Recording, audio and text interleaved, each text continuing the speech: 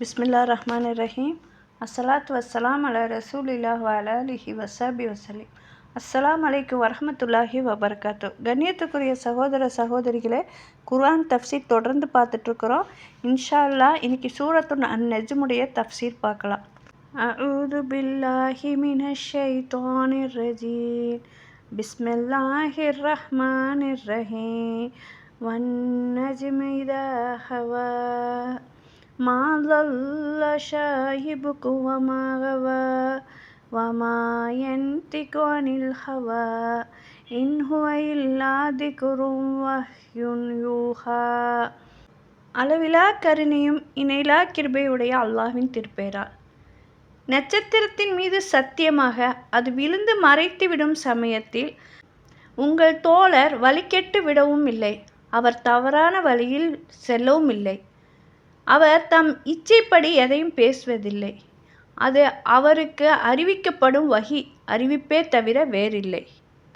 இந்த அத்தியாயம் மக்காவில் அருளப்பட்டது. இறக்கியருளப்பட்ட காலம் சஜ்தாவுடைய வசனங்கள் உள்ள அத்தியாயங்களில் முதலில் இறங்கிய அத்தியாயம் அன்-நஜ்ம் ஆகும் என்று அப்துல்லா பின் மசூத் ரலியல்லாஹு அன்ஹு அவங்க அறிவிக்கிறாங்க.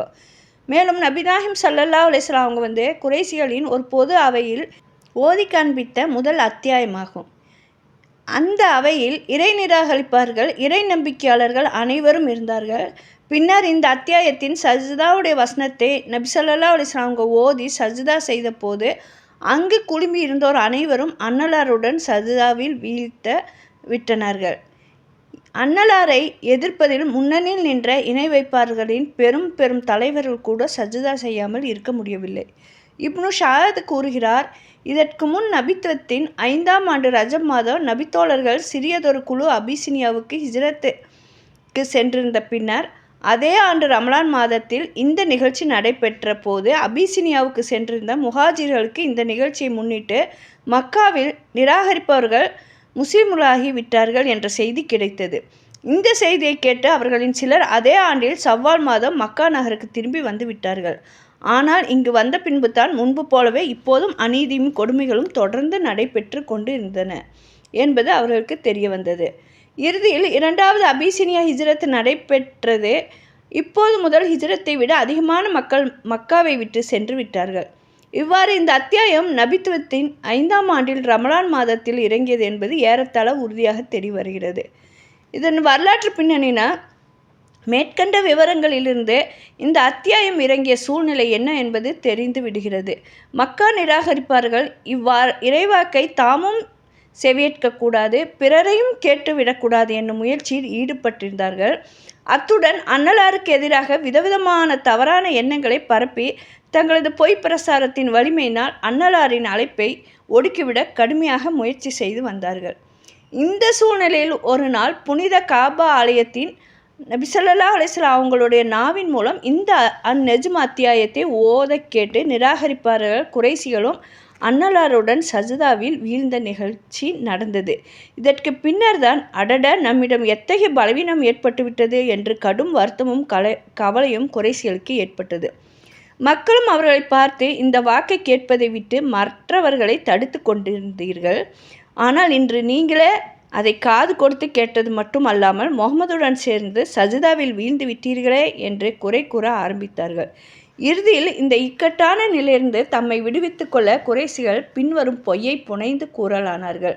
இனி நீங்கள் சற்று சொல்லுங்கள், இந்த லாத், உஸ்ஸா, 3வது தேவதையான மனாத் ஆகியவற்றின் உண்மை நிலை பற்றி நீங்கள் சிந்தித்ததுண்டா என்னும் வசனங்களுக்கு பிறகு முகமதின் நாவிலிருந்து இவை தகுதியுள்ள தேவதைகள், இவற்றின் பரிந்துரை அவசியம் எதிர்பார்க்கப்படும் என்னும் சொற்கள் தாம் எங்கள் காதுகளில் வீழ்ந்தன. எனவே முகமது நம் வழிக்கு வந்துவிட்டார் என்று நாங்கள் எண்ணிக்கொண்டோம். ஆனால் இந்த முழு அத்தியாயத்தின் பின் தொடர்பில் தங்கள் காதுகளில் விழுந்ததாக அவர்கள் புனைந்த வாசகங்களுக்கு ஏதாவது இடம் இருக்க முடியும் என்று மதி எழுந்தவன் தான் கருத முடியும். இதனுடைய கருத்துக்களும் விவாதங்களும் என்னென்னா, குர்ஆனுக்கு முஹம்மது நபி ஸல்லல்லாஹு அலைஹி வஸல்லம் அவங்களுக்கும் எதிராக மக்காவின் நிராகரிப்பார்கள் மேற்கொண்டிருந்த தவறான நடத்தை குறித்து அவங்களை எச்சரிப்பது தான் உரையின் மைய கருத்தாகும். உரை இவ்வாறு தொடங்குகிறது. முஹம்மது நபி ஸல்லல்லாஹு அலைஹி வஸல்லம் அவங்களை பற்றி நீங்கள் புரளி கிளப்பிக் கொண்டு திரிவதைப் போல் அவர்கள் வழிகெட்டு அல்லது வழிபிறந்து ஒரு மனிதர் அல்ல. நீங்கள் நினைப்பது போல் இஸ்லாத்தின் இந்த அழைப்பும் அறிவுரையும் அவர் சுயமாக புனைந்து கொண்டவை அல்ல. மாறாக அவர் சமர்ப்பித்து கொண்டிருப்பதெல்லாம் அவர் மீது இறக்கி அருளப்படுகின்ற வஹியாகும். அதன் பிறகு 3 கருத்துகள் கூறப்பட்டது. முதலாவது மக்களுக்கு இவ்வாறு விளக்கப்பட்டுள்ளது: எந்த மதத்தை நீங்கள் பின்பற்றி கொண்டிருக்கிறீர்களோ அது வெறும் ஐயத்தையும் ஊக்கத்தையும் கற்பனையும் அடிப்படையாக கொண்டதாகும். நீங்கள் மேற்கொண்டுள்ள கொள்கைகளின் ஒன்று கூட ஞானத்தின் அடிப்படையிலோ ஆதாரத்தின் மீதோ அமைந்ததல்ல.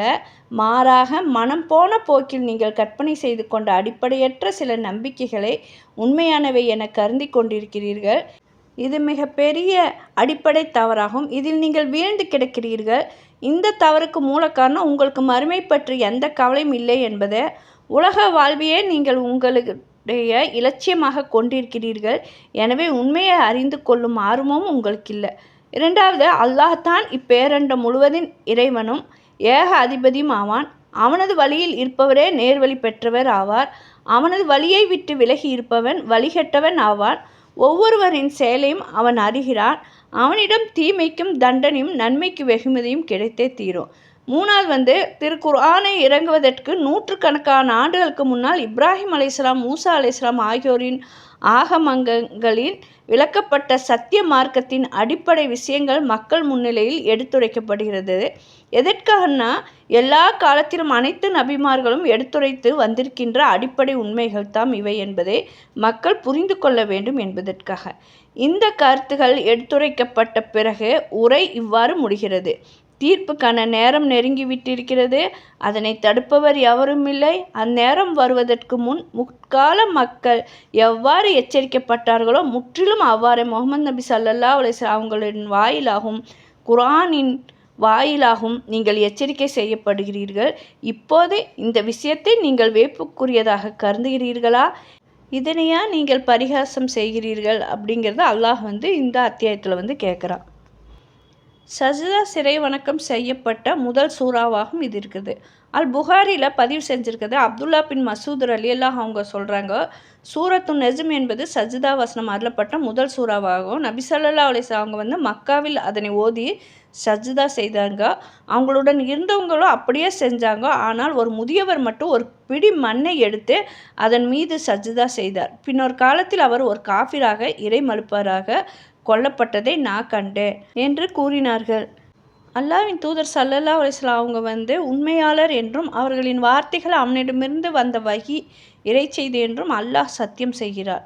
இப்னு அபி ஹாத்திம் பதிவு செய்துள்ளார்கள். அஸ்-ஸஅஃபி மற்றும் பிறர் கூறினார்கள், படைப்பாளன் தனது படைப்புகளின் தான் விரும்பியவற்றின் மீது சத்தியம் செய்கிறான். ஆனால் படைக்கப்பட்டவர்களோ படைப்பாளன் மீது மட்டுமே சத்தியம் செய்ய வேண்டும் என்று அல்லாஹ் கூறுகிறான். வன்-நஜ்மி இதா ஹவா, மறையும் நட்சத்திரத்தின் மீது சத்தியமாக. மா லல்லா ஷாஹிபுக்கும் வமா கவா, உங்கள் தோழர் வழி தவறவில்லை, அவர் தவறிழைக்கவும் இல்லை. இதுவே சத்தியம் செய்யப்பட்ட விஷயமாகும். இந்த வசனத்தில் இப்பகுதி அல்லாஹ்வின் தூதர் ஸல்லல்லாஹு அலைஹி வஸல்லம் அவங்க அறிவுள்ளவர் மற்றும் சத்தியத்தை பின்பற்றுவர் என்பதற்கு சான்றாகும். அவர்கள் எவ்வித அறிவும் இன்றி எந்த பாதையிலும் செல்லாத அறிவியினர்களைப் போல வழி தவறியவரும் அல்ல, அல்லது சத்தியத்தை அறிந்திருந்தும் வேண்டுமென்று அதிலிருந்து விலகி செல்லும் வழிகேடர்களைப் போல தவறிழைத்தவரும் அல்ல.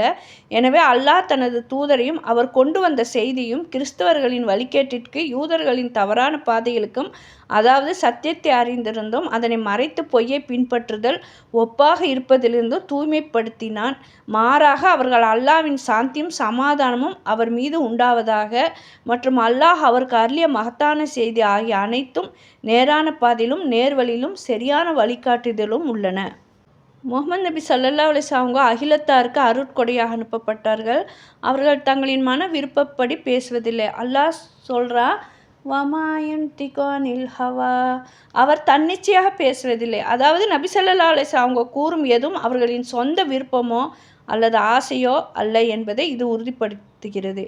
இன் ஹுவ இல்லா வஹ்யுன் யூஹா, அது அவருக்கு அறிவிக்கப்படும் வஹி இறைச்செய்தியே அன்று வேறில்லை. இதன் பொருள் தமக்கு கட்டளையிடப்பட்டதை எவ்வித கூடுதலும் குறைவுமின்றி முழுமையாக மக்களுக்கு அவர்கள் எடுத்துரைக்கிறார்கள் என்பதாகும். இமாம் அஹ்மது பதிவு செய்திருக்கிறாங்கோ, அபு உமாமா ரலியல்லாஹு அவங்க அல்லாஹ்வின் தூதர் ஸல்லல்லாஹு அலைஹி வஸல்லம் அவங்க கூற கேட்டார்கள், நிச்சயமாக ஒரு நபி அல்லாத ஒரு மனிதரின் பரிந்துரையினால் ரபியா மற்றும் முலர் ஆகிய இரு கோத்திரங்களின் எண்ணிக்கை போன்ற அல்லது அந்த இரு கோத்திரங்களின் ஒன்றின் எண்ணிக்கை போன்ற பெருந்திரளாக மக்கள் சொர்க்கத்தில் நுழைவார்கள். ஒருவர் கேட்டார், அல்லாஹ்வின் தூதரே, ரபியா என்பது முலர் கோத்திரத்தின் ஒரு கிளை அல்லவா? நபி ஸல்லல்லாஹு அலைஹி வஸல்லம் அவங்க சொல்லியிருக்கிறாங்க, நான் சொல்வதை சொல்கிறேன். இமாம் அஹ்மத் பதிவு செய்துள்ளதாவது, அப்துல்லா பின் அம்ர் ரலியல்லாஹு அவங்க சொல்லியிருக்கிறாங்க, அல்லாஹ்வின் தூதர் ஸல்லல்லாஹு அலைஹி வஸல்லம் அவங்களிடமிருந்து நான் கேட்கும் அனைத்தும் பாதுகாக்கும் நோக்கில் எழுதி வந்தேன். குறைஷிகள் இதனை தடுத்து, அல்லாஹ்வின் தூதர் ஸல்லல்லாஹு அலைஹி வஸல்லம் அவங்கள்ட்டிருந்து கேட்பதையெல்லாம் நீங்கள் எழுதுகிறீர்களே, அவங்களும் ஒரு மனிதர் தானே, சில நேரங்களில் அவங்க கோபமாக இருக்கும்போது பேசுவார்கள் அல்லவா என்று கூறினார்கள். இதனால் நான் ஹதீஸ்களை பதிவு செய்வதை சிறிது காலம் நிறுத்தி வைத்தேன். பின்னர் இது குறித்து நான் அல்லாஹ்வின் தூதர் ஸல்லல்லாஹு அலைஹி வஸல்லம் அவங்கள்ட்ட சொன்னபோது அவங்க கூறினார்கள், எழுதுவீராக, என் உயிர் எவன் கைவசம் இருக்கிறதோ அவன் மீது சத்தியமாக என் வாயிலிருந்து சத்தியத்தை தவிர வேறு எதுவும் வெளிவராது. அபூதாவூத் அவர்களும் இந்த ஹதீஸை பதிவு செய்துள்ளார்கள். இமாம் அஹ்மது பதிவு செய்துள்ளதாவது, அபூ ஹுரைரா ரலியல்லாஹு அவங்க கூறினார்கள், மக்கள் அல்லாஹ்வின் தூதரே, நீங்கள் எங்களிடம் விளையாடுகிறீர்களே என்று கேட்டார்கள். அதற்கு அவர்கள், ஆம், நான் விளையாடினாலும் உண்மையை தவிர வேறு எதையும் நான் கூறுவதில்லை என்று பதில் அளித்தார்கள். இமாம் அத்திர்மிதியும் இதை பதிவு செய்துள்ளார்கள்.